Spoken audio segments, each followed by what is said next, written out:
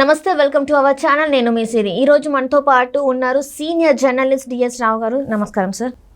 Sir ఇప్పుడు ఏంటంటే కేసీఆర్ని చూసి అంటే జగన్ కూడా తన ఇక్కడ ఎవరైతే ఇప్పుడు కేసీఆర్ గెలవకపోవడానికి కారణం సిట్టింగ్ ఎమ్మెల్యేలని చేంజ్ చేయకపోవడం వల్లనే కేసీఆర్ ఇక్కడ విజయం చెందలేకపోయాడు, అంటే తనకి అధికారం రాలేదు. సో ఇక్కడ నేను ఇప్పుడైతే ఆయన అలా చేశారు కాబట్టి సో ఇక్కడ నేను చేయాలని చెప్పి సిట్టింగ్ ఎమ్మెల్యేలని చేంజ్ చేయడం జరుగుతుంది. సో దీనివల్ల వాళ్ళ లోపలే అంటే ఎవరైతే ఇప్పుడు సిట్టింగ్ ఎమ్మెల్యేలు ఉన్నారో వాళ్ళే ఆయన మీదికి విరుచుకుపడుతున్నారు, వాళ్ళకి గొడవలు అవుతున్నాయి అని చెప్పేసి ఒక ప్రచారం అయితే జరుగుతుంది. ఇందులో ఎంతవరకు వాస్తవం ఉంది? వ్యతిరేకత తీవ్రంగా ఉన్నప్పుడు మీరు ఎన్ని చేసినా ఏమీ నడవదు. ఎందుకంటే ఆయన మార్చలేదు కాబట్టి ఆయన ఓడిపోయాడు, నేను మార్చినంత మాత్రాన నేను బయటపడతాను అనుకుంటే తాను ఒకటి తలిస్తే దైవం ఇంకొకటి తలుస్తుంది. ఇక్కడ దైవం అంటే ఎవరు? ప్రజలు అన్నమాట. మీరు ఒకటి తలిస్తే వాళ్ళు ఇంకొకటి తలుస్తారు. కేసీఆర్కిను జగన్మోహన్ రెడ్డికి ఆ వాతలు పెట్టుకుంటే ఒంటి నిండా వాతలు పెట్టుకున్నా వర్కౌట్ కాదు. ఎందుకని? టైం కాలం కలిసి రాకపోతే అంతే అన్నమాట. ఇప్పుడు చేతులారా చేసుకుని మీ వైఫల్యాలకి మీరే బాధ్యులు తప్ప, మీ స్వయం కృతాపరాధాలే తప్ప మీరు పక్క మీద వేయటమో వేరే వాళ్ళ మీద నెపాలేసినంత మాత్రాన ఎలా నడుస్తుంది? ఇప్పుడు నువ్వు నీ విలువైన సమయాన్ని వృధా చేశావు, నీకు ఇచ్చినటువంటి అద్భుతమైనటువంటి మ్యాండేట్ని వృధా చేసుకున్నావు. 151 మందిని నిన్ను గెలిపిస్తే నువ్వేం చేయాలా? నువ్వు ఎంతో అభివృద్ధి చేసుకుని ఉండాల్సింది. 4.5 ఏళ్లలో నువ్వు ఆ డెవలప్మెంట్ మీద అసలు కాన్సన్ట్రేట్ చేయలేదు. పోలవరం ఆపేశావు, హంద్రీ నీవా, గాలేరు నగరి, ఉత్తరాంధ్ర సుజల స్రవంతి అన్ని ప్రాజెక్టులు ఇరిగేషన్ని టోటల్గా కుదేలు చేశాడు. చంద్రబాబు హయాంలో 70,000 కోట్లు ఇరిగేషన్ మీద ఖర్చు పెడితే జగన్ వచ్చిన తర్వాత ఖర్చు పెట్టింది దాంట్లో 3వ వంతు లేదు. నువ్వు చేసి ఉన్నట్లయితే పోలవరం కనుక కంప్లీట్ చేసి ఉంటే ఇవాళ అభ్యర్థులు మార్చాల్సిన పనేముంది? అమరావతి క్యాపిటల్ చంద్రబాబు ఏదో నిర్మించాడు, కొంత కన్స్ట్రక్షన్స్ అన్నీ వచ్చాయి, వాటిని కంప్లీట్ చేసి ఉంటే ఇవాళ జగన్మోహన్ రెడ్డి ఈ పరిస్థితుల్లో డిఫెన్స్లో పడతాడా? ఈ అభ్యర్థులను మార్చుకోవాల్సిన పరిస్థితి ఎందుకు వస్తుంది? చెప్తాడు కదా, నేను పోలవరం కంప్లీట్ చేశా, నాకు ఓట్లేయండి, అమరావతి కంప్లీట్ చేశా, నన్ను గెలిపించండి అని అడగచ్చు కదా.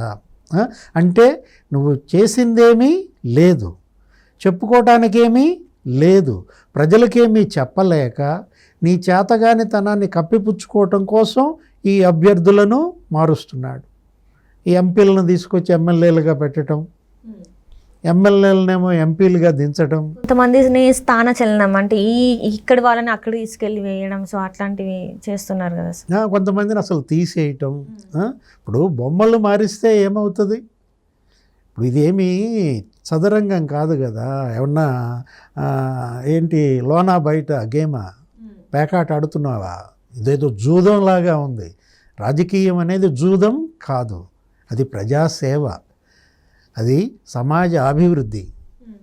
పాలిటిక్స్ అంటే సమాజాన్ని అభివృద్ధి చేయాల్సినటువంటి పాలకుడు, ప్రజలకు సేవలు అందించాల్సినటువంటి పాలకుడు రాజకీయాన్ని ఎలా చూస్తున్నాడు? జూదంగా చూస్తున్నాడు జగన్మోహన్ రెడ్డి.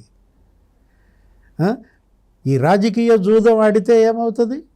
నువ్వే ఓడిపోతావు. ఎందుకంటే ఎప్పుడూ నీకు నడవదు కదా, కలిసి రాదు కదా. ఇప్పుడు ఎవరి మారుస్తావు అభ్యర్థిత్వాలు? బీసీ, ఎస్సీ, ఎస్టీ, ముస్లింలదే మారుస్తావా? మీ సొంత సామాజిక వర్గం ఏం మార్చవా?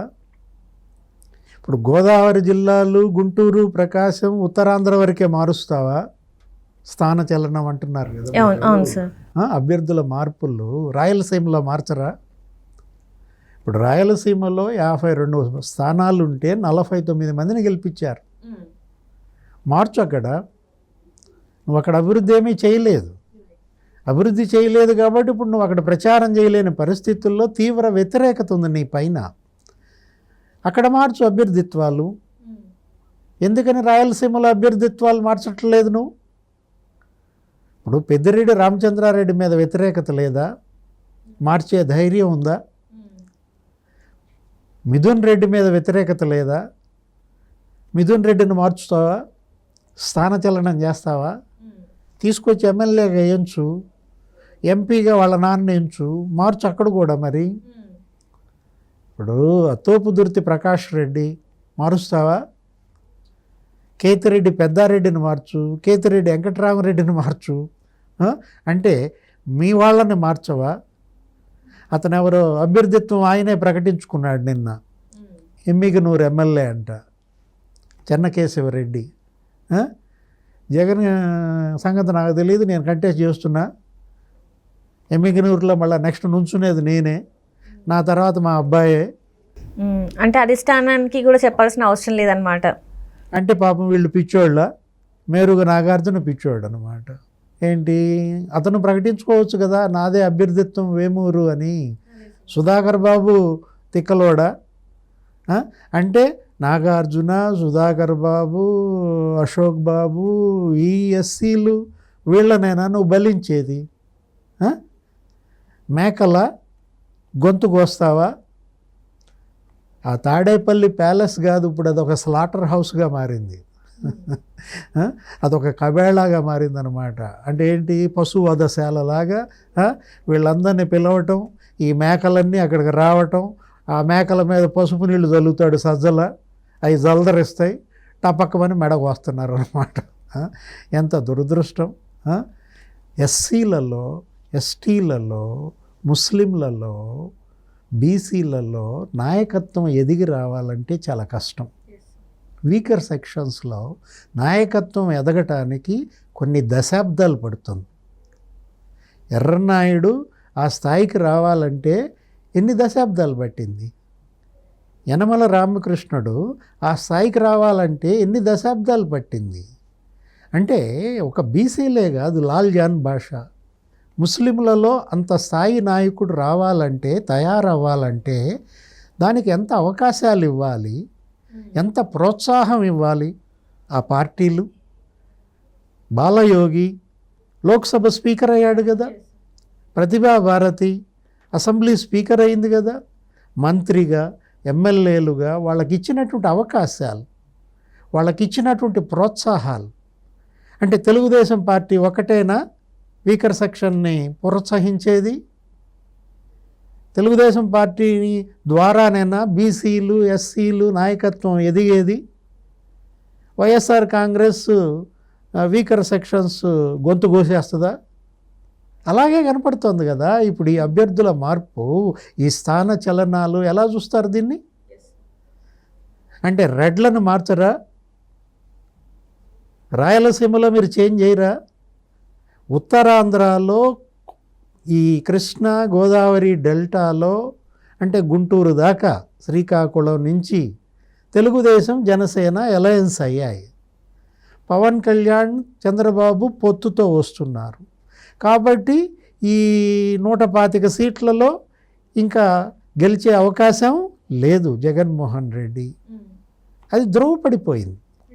స్వీప్ చేస్తారు, తెలుగుదేశం జనసేన వేవ్ వస్తోంది అని గ్రహించి ఈ వ్యతిరేకతను తప్పించుకోవటం కోసం అభ్యర్థులను బలిపెడుతున్నారు. ముందే తెలిసాయి ఇలాంటి పరిణామాలు చోటు చేసుకుంటున్నాయి అనుకుంటున్నారా సార్? అంతే కదా. ఇప్పుడు అంటే ఏంటి, అసలు ఎన్నికకి వెళ్లకుండానే ఓడిపోయినట్టు ఒప్పుకున్నట్టు. అంటే 100 రోజుల ముందే జగన్మోహన్ రెడ్డి ఓటమిని అంగీకరిస్తున్నాడా? ఇంకా కేసీఆర్ దమ్మున్నాడు, మార్చకుండా నిలబెట్టాడు తన ఎమ్మెల్యేలని, ధీటుగా ఎదుర్కొన్నాడు. సిట్టింగ్ ఎమ్మెల్యేలని నుంచోబెట్టిన కేసీఆర్ ఇక్కడ ఒక బంపర్ మెజార్టీలతో గెలిపించాడు. ఇప్పుడు ఆ గాంధీ శేర్లింగంపల్లిలో మెజార్టీ ఎంత? అరకిపూడి గాంధీ 30-40 వేల మెజార్టీ. వివేకానంద ఎంత మెజార్టీతో గెలిచాడు? 70-80 వేల మెజార్టీలు.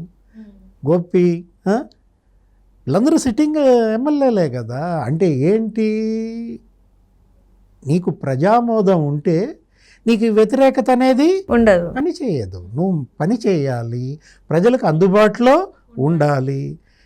జగన్మోహన్ రెడ్డి చేసిన తప్పులకి ఎమ్మెల్యేలను బలి చేయడం ఏంటి? ఇప్పుడు అందుబాటులో లేనిదెవరు? ప్రజలకు అందుబాటులో లేనిది జగన్మోహన్ రెడ్డి. పరదాలు కట్టుకుని తిరుగుతోంది ఎవరు? 2 కిలోమీటర్లకి హెలికాప్టర్లో వెళ్తోంది ఎవరు? జగన్మోహన్ రెడ్డి కదా. పాదయాత్రలోనేమో అందరినీ దగ్గర తీసుకున్నావు, తలలు నిమిరావు, ముద్దులు పెట్టుకున్నావు. గెలిచిన తర్వాతేమో అసలు జనాన్నే దగ్గరికి రానివ్వట్లేదు. వ్యతిరేకత నీపైన కానీ ఎమ్మెల్యేల పైన కాదు కదా. చేయాల్సిన అభివృద్ధి చెయ్యలేదు. 4.5 ఏళ్ళు నాశనం చేసుకున్నావు. చివరి 6 నెలల్లో మేల్కొని అరే అంతా నాశనం అయిపోయింది. కక్షలు, జైళ్ళు, తప్పుడు కేసులు, 60,000 మంది టీడీపీ వాళ్ళని తప్పుడు కేసులు పెట్టారంట. జనసేన పైన తప్పుడు కేసులు, బీజేపీ, సిపిఐ, సిపిఎం ఎవరిని కదిలిచ్చినా నా మీద 12 కేసులు, నా మీద 20 కేసులు అని చెప్తున్నారు. అంటే కక్షలు, కార్పణ్యాలు, హింస, విధ్వంసాలు, ఈ విధమైనటువంటి వివక్ష, ఈ వెంజన్స్ పాలిటిక్స్, ఈ వేధింపుల వల్ల ప్రజలకు దూరం అయ్యాడు జగన్మోహన్ రెడ్డి. అభివృద్ధి పడకేసింది. సంక్షేమం కూడా 125 స్కీములు రద్దు చేశాడంట. తెలుగుదేశం పెట్టిన స్కీములు బీసీ, ఎస్సీ, ఎస్టీలై. తనేదో కొత్త స్కీములు పెట్టాను అని భ్రమ కల్పించాలని చూశాడు. అది బూమ్రాంగ్ అయ్యింది. ఇప్పుడు ఏం జరుగుతోంది? ఎవరన్నా బాధ్యుడా జగన్ తప్పిదాలకు? స్వయం కృతాపరాధమే ఇవాళ జగన్మోహన్ రెడ్డికి ఈ పతనానికి కారణం. Right sir, right. Thank you so much sir.